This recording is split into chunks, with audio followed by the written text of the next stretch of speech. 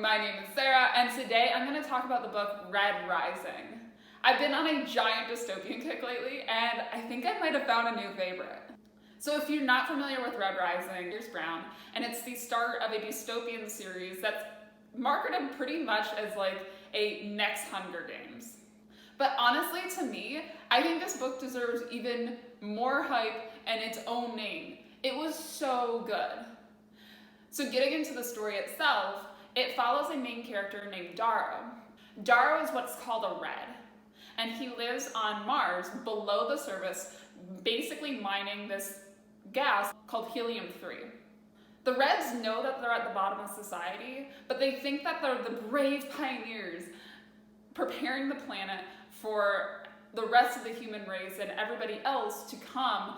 However, when his wife dies at the hands of one of the Greys, who are basically like the military type enforcers of the rule, he begins this journey of basically learning that everything he's been told is a total lie. And throughout this journey, he gets remade from a Red at the bottom of society into what's called a Gold, who are essentially like the top of society. They're the commanders on large starships, and they're all the politicians and everything like that. Their job is to be the leaders. And within Golden Society, there's this place called the Institute, which is essentially where all the best of the best Golds go as teenagers to learn. And so after Darrow is remade from a lowly Red into this godlike Gold, he enters the Institute and actually gets almost a perfect score on the entrance exam. But the Institute is brutal. As to not spoil too much, I won't give too many exacts away, but essentially once he gets to the Institute, he's forced into basically like open match war between his house, which is Mars, and 11 other houses based on the Roman pantheon. Throughout the novel, we are introduced to a ton of different interesting characters. There's the group that are part of the rebel group that have helped remake Darrow into this fabulous new Gold. There's all of his friends down below the surface of Mars that we met when we started the novel. And then we meet a couple different really interesting Golds. My personal favorite was Severo, who, in my mind, I imagined him like John from The 100. I think that's his name. I'll put a picture up in the whatever corner when I'm editing this. But for whatever reason, every time I was thinking about this character, his face is everything that just kept going into my head. He was my absolute favorite. He is very driven, to say the least, but becomes very loyal also to Darrow during this process. Throughout all of this, there's so much tension, as you know that Darrow, if he gets found out, is going to be worse than executed. And so you have this tension the entire time of, will he slip up? Will he make a mistake? As he's trying to duke it out with the best of the best, who have always been told they're the best of the best. Woven in is a lot of commentary about propaganda and about controlling heavily classed societies, and it's so interesting. So moving on to more insightful thoughts on the book, I really enjoyed about it is one, the Academy aspect. I am a huge sucker for anything Academy. I don't know why, but for whatever reason, it's just a thing for me. One of my favorite plot points within books. The second piece that I really enjoyed was the amount that they really went into propaganda in this book. Reds are being told that nobody else is on the planet, it's just them and the enforcers necessary to keep peace. The crust of Mars is unlivable and all that jazz.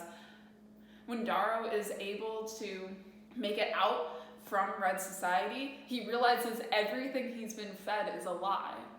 And I think it's actually really well done. Then there's just the whole space aspect and the extra technology. I'm a really big fan of all the different body mods that they talk through and all the differences that you have. For whatever reason, when you have I forget his name, but the guy that helped make Darrow into a Gold, he has extra fingers to help him with dexterity because he's essentially an artist and his fingers are extra long and everything like that. And it's just so interesting to me how they purposely acclimate all these different people into the roles that they are assumed to be in, and the relationships between all the different colors. I think it's really well done. One of the more unique aspects about this book is that Darrow, our main character, first of all, he's male. I feel like so many of these YA dystopian books center around a female protagonist. So first of all, he's male. Second of all, he had a wife at the beginning of the story and she dies. That's actually what kicks it all off. Maybe YA characters might have a PETA type love interest at the beginning of the book, but you know, it's not the same as having a full-on committed relationship and having that be what kind of drives him into the plot of the story. Also having him go back and reconcile the feelings that he ends up developing for another girl within the story at the same time that he feels guilty for moving on from Io, his first love. It's done so well in my opinion. So in terms of any cons that I had in the book, the only real cons that I had in the book was Darrow does become a little bit of a Mary Sue. Yes, he's being remade with all his plastic surgery and everything like that, but he's supposed to be a completely different subsect of people that is, you know, through artificial evolution become, you know, so different that it's like irreparable. And I know the point of the story is to kind of fight back on that and say, that's BS and this whole class system's BS, and kind of prove that out. But they definitely go really heavy-handed on he is perfect in every single way. And that does get a little bit annoying sometimes. Also, throughout the story, a lot of like really strategic decisions need to be made, which overall, I have a really fun time watching as a reader, but looking at it, it's just like, how is he supposed to just magically know the right answer to all these questions and happen to get it right every time? I guess that is one thing that, like, looking back on the book, I was like, ugh. You know, it didn't really cause any issues for me, but if I could see it grinding the gears of other readers. So those are my thoughts on Red Rising. I would highly recommend this book to anybody who is a big dystopian fan. I really enjoyed the read and thought it is very much worth my time.